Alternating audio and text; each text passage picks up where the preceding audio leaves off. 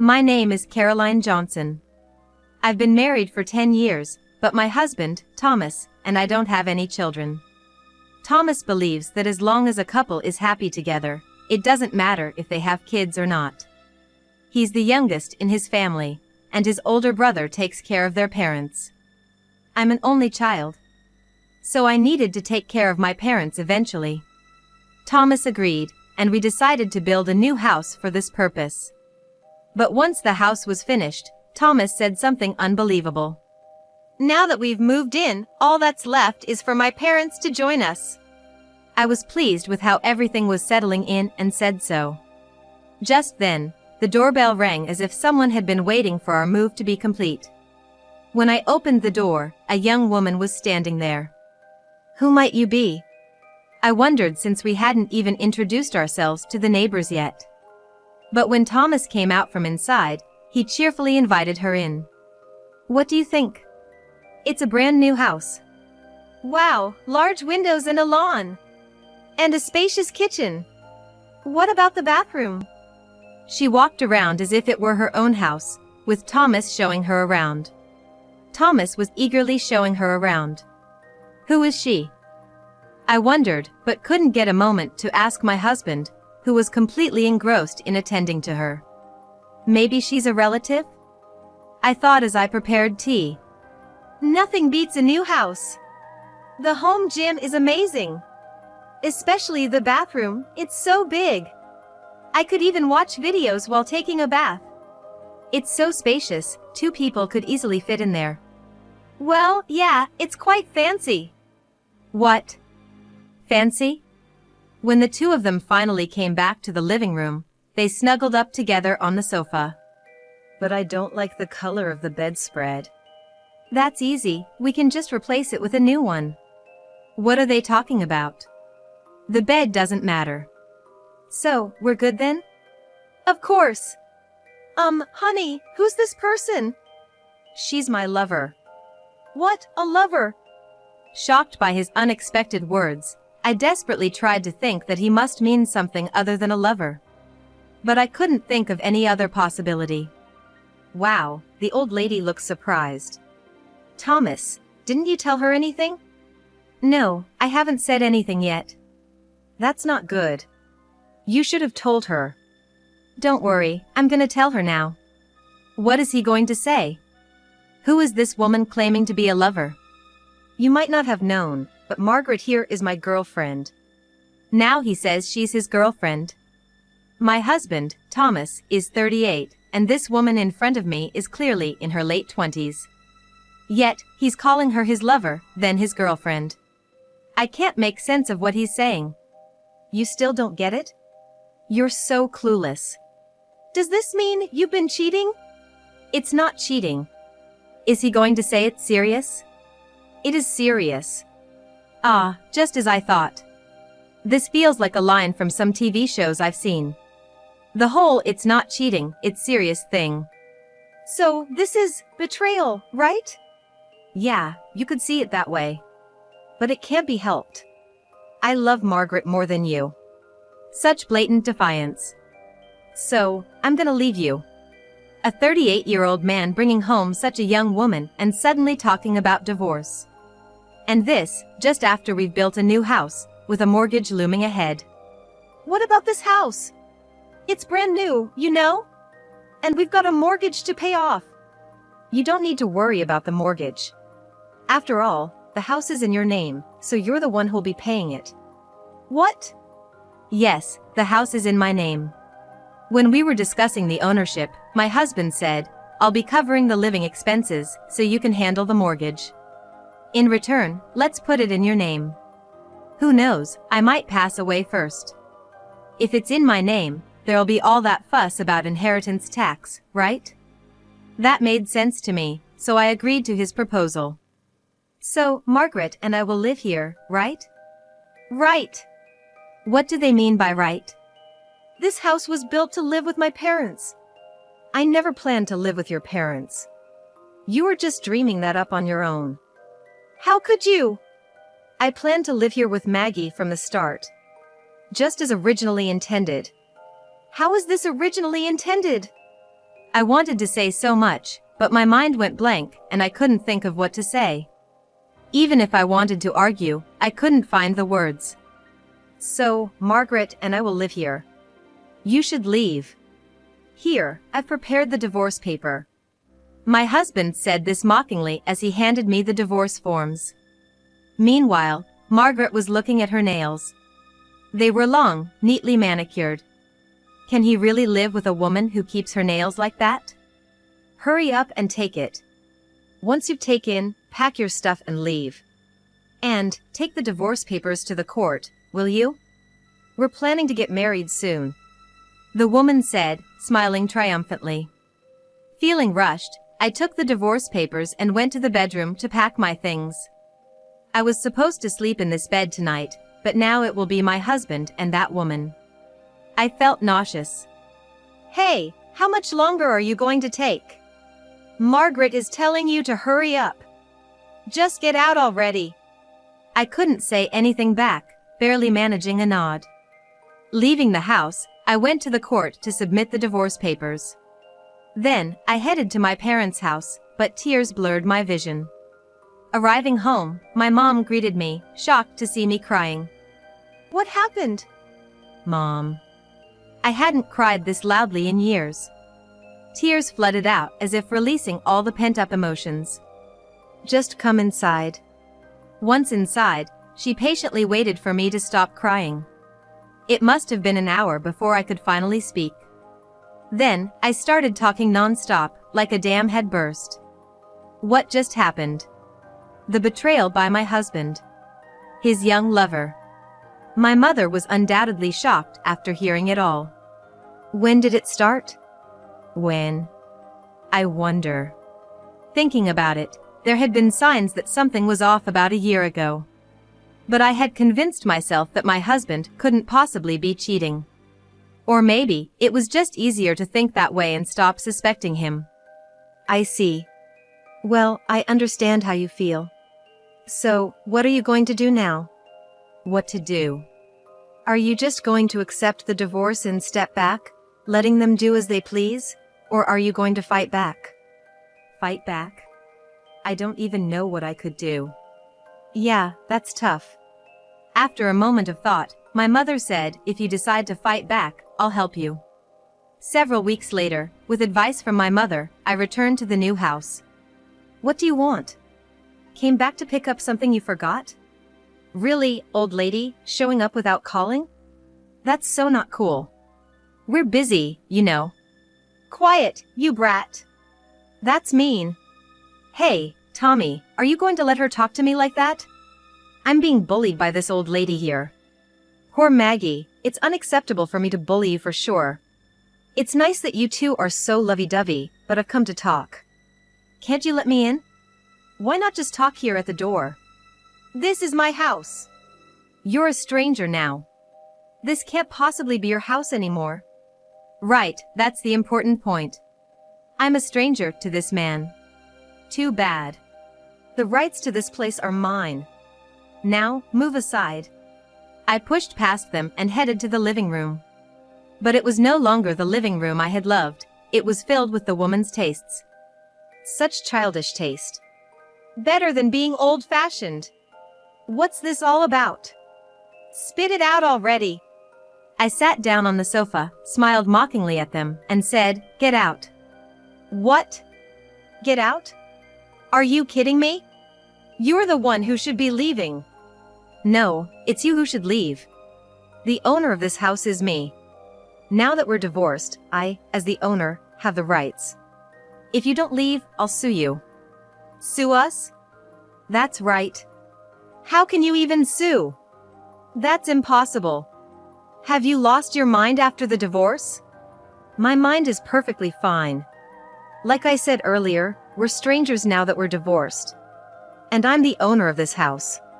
You staying here without my consent is trespassing. If you don't want to be sued, you better pack your things and leave quickly. Don't be ridiculous. You didn't say anything like that when we divorced. Of course not. How could I remain calm when you suddenly brought your lover home? In such a situation, who would think about the law? That's impossible. What? I'm saying you can't do it. Oh, and why is that? With your personality, I can't see you doing something like that. I've known you all this time. You couldn't do anything without me. And now suddenly, you're capable of such a big move? You're just trying to threaten me. You're underestimating me. Happy now? Who's underestimating whom? If you keep this up, you're going to get hurt, you know? Ah, do your worst. Fine, you asked for it. I came here to warn you kindly, but you're just foolish. So, if that's what you want, I'll proceed. Enjoy cooling your head in jail. I said this, stood up and headed towards the door. I got into my car and immediately called my lawyer. A few days later, Thomas called me in a panic. Hey! I got a letter from the lawyer. Oh, really? You actually sued us? I haven't sued you yet. But I wouldn't say such things blindly. Before going to the police, I consulted a lawyer. So, we're going to get arrested? That's right. If you don't leave, I'll go to the police. You might be detained for up to 72 hours. If that happens, your employer will find out, and you might even get fired. Why would you do something like that? I haven't done it yet. Please stop. If you want me to stop, then leave that place. No, I can't. Margaret wouldn't like it. I don't care what your dear Maggie thinks. That house is mine. What am I supposed to do? How can I stay in this house? I can agree to a settlement. A settlement? Yes. The settlement amount is $20,000. $20,000? It's a cheap price to stay here. So if I pay $20,000, can I really stay here? Yes, you can. And you won't go to the police? I won't.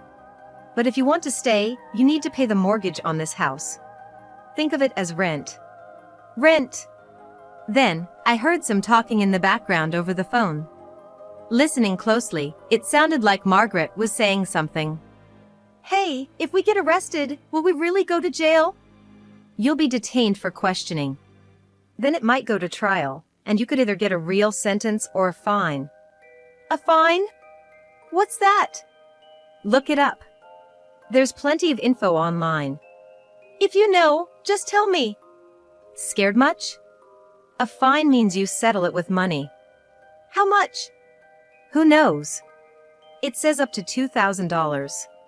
Then isn't it better to just go to trial? If you think so, go ahead. But remember, you'll have a criminal record, and you'll definitely lose your job. Plus, finding a new job will be tough. Ah! If it were just about money, wouldn't everyone choose a trial? But there's a big social risk involved. So, that's how it is. So, accepting a settlement is the best option, isn't it? And if you want to live in that house, you'll have to pay rent. How much is the rent? The full amount of the mortgage. Once I finish paying that, will the house be mine? Of course not. The house is in my name. I pay the taxes on it, so it's mine, no matter how you look at it. That's not right, Margaret says. I don't care how wrong she thinks it is. Your dear Maggie doesn't understand the societal aspects, does she? How the world works. Ah, she's young. If you understand it's because of her youth, then as the older one, you should teach her. Not that you could. Your words are harsh. Well, yes. We're strangers now, so I don't need to consider your feelings. I used to choose my words not to upset you, but I don't need to do that anymore. I see. Hey, give me the title to the house. The title? Yeah. Margaret wants to own this house. And we didn't divide any property when we divorced.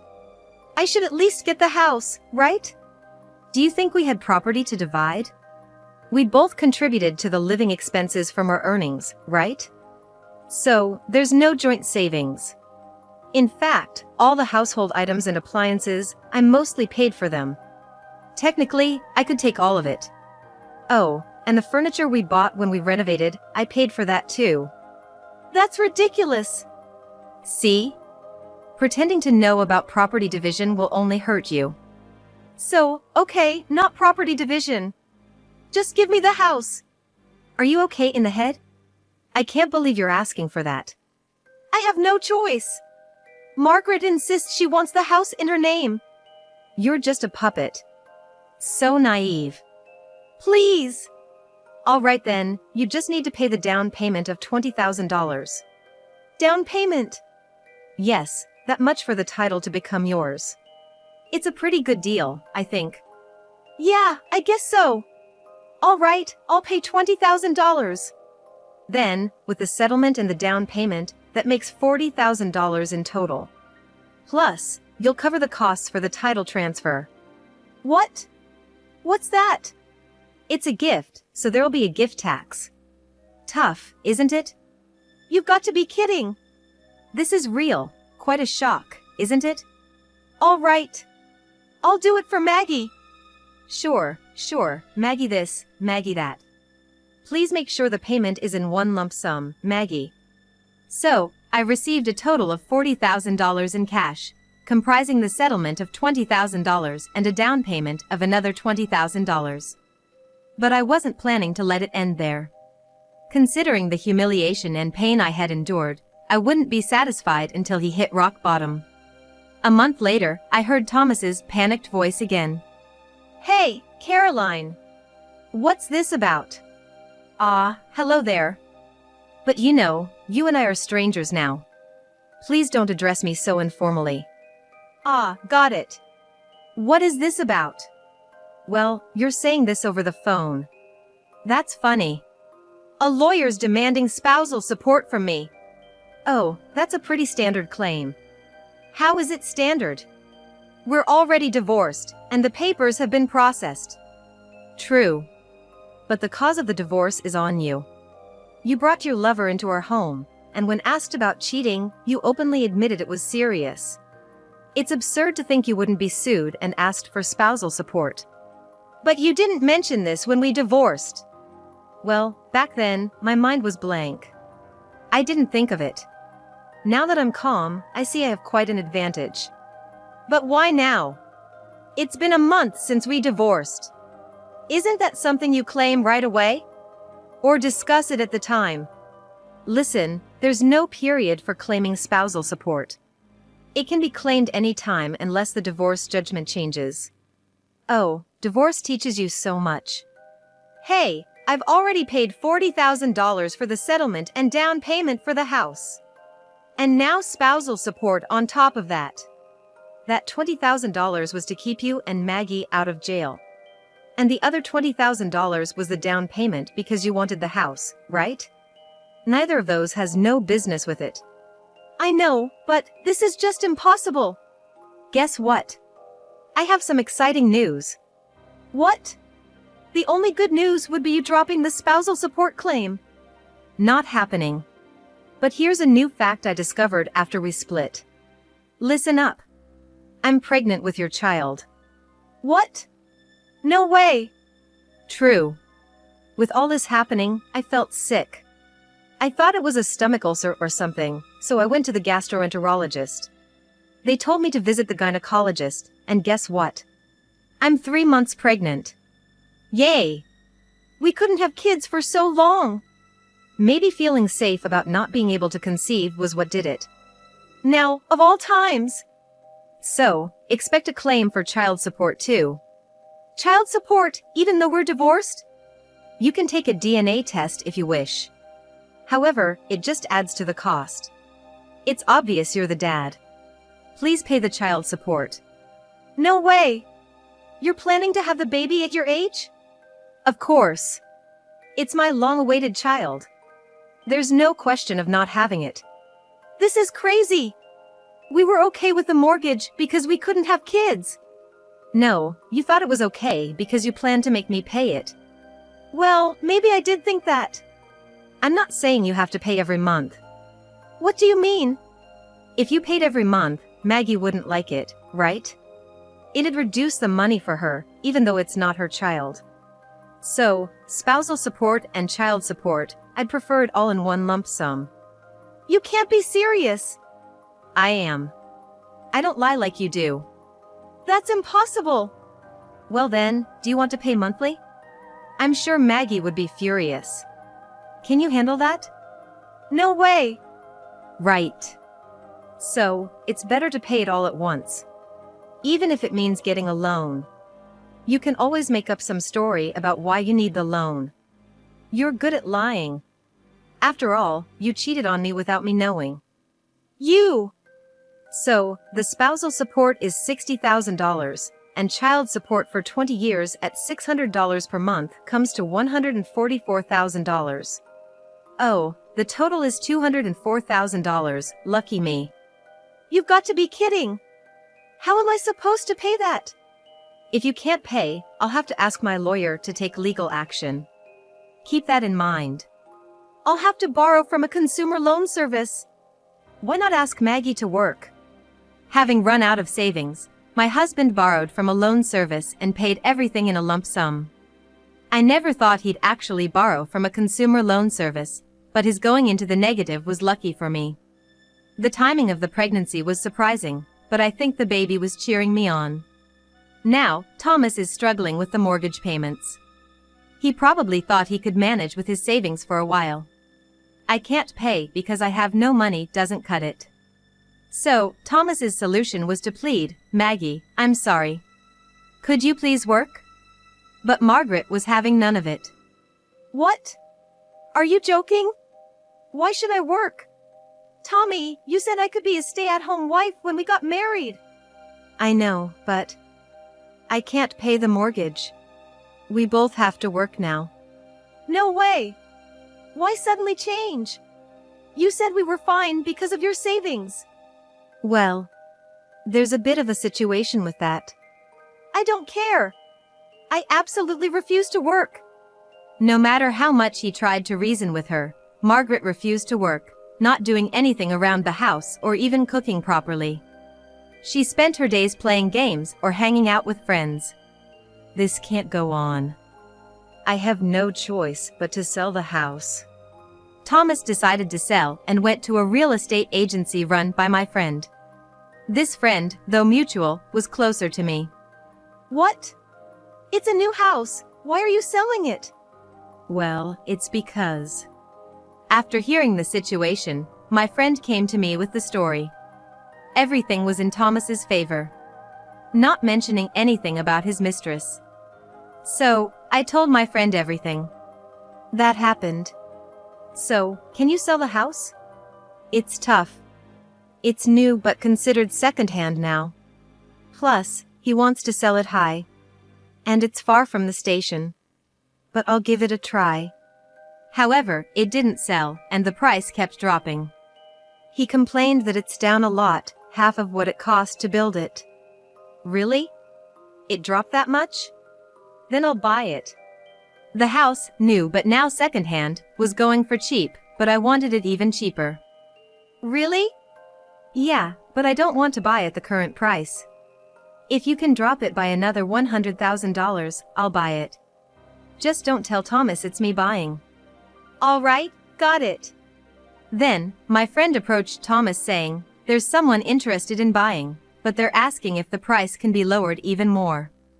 If you drop it by another $100,000, they'll buy it. That much? Yes, that's the offer. But think about it, if you keep holding on to the house without selling, the mortgage will just keep piling up, right? It's better to sell, isn't it? Skillfully steering the conversation, my friend managed to get Thomas to agree to lower the price by another $100,000, selling it to me for less than half its original value. However, Margaret, who hadn't been informed about the sale, was furious. Why are you selling the house behind my back? What do you mean we have to move out by the end of the month? This is not a joke. You're so worthless. I'm sorry, Maggie. But I had no choice. If we continue like this, we won't be able to pay the mortgage and we'll lose the house anyway.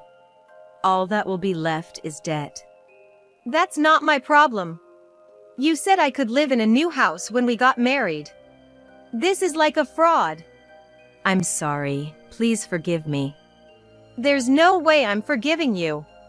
I can't live with a loser like you. I'll divorce you right away. Furious, Margaret left Thomas after he begged for forgiveness. Thomas then used the money from the house sale to repay his consumer loan. However, the mortgage remained. He tried to stay positive, telling himself, all I have to do now is pay the monthly mortgage. And he continued to pay the mortgage, which had been reduced by about half. But then, further disaster struck. It was the damage bill I sent to Margaret for her annoying harassment before the divorce. Thinking it unfair for Thomas to suffer alone, I sent Margaret a bill for ruining my marriage. Margaret, however, tried to make Thomas pay for it. Why am I getting this bill? It's not my fault. You're the one to blame. You should pay for it, Margaret said. Frustrated, Thomas came complaining to me. Why are you sending Margaret a damage bill? I could sense his plea for mercy. You know, she was part of breaking up a family, right? It's only what she deserves. But it's all coming down on me. Just refuse to pay if you don't like it, I said, but Thomas, being bombarded with complaints by Margaret, made a promise he couldn't keep to pay it himself. In the end, he borrowed from a consumer loan service again to pay the bill in full. This led him into an even more difficult situation, as the interest on the loans compounded. He worked his day job and cleaned buildings at night, but it didn't bring in much money. Desperate, he even tried medical trial jobs, which left him physically exhausted and struggling through hard days. As for me, I was living comfortably in the new house with my parents and newborn child, enjoying a very affluent lifestyle thanks to the reduced price of the house, the child support and spousal support, and the down payment from Thomas. It's indeed a happy life for me.